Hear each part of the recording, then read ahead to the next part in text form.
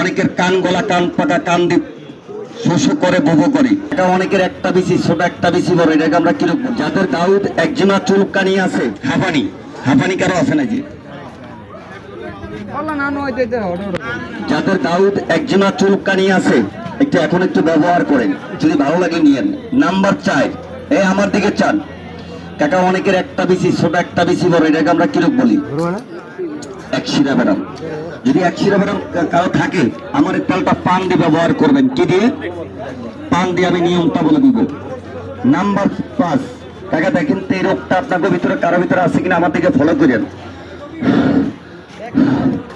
এটাকে কি রোগ বলি? হাঁপানি। হাঁপানি কারো আছে না যে, শ্বাস হাঁপানি, এমন ধরনের রোগী আছে না যে, থাকলে তো আসেন।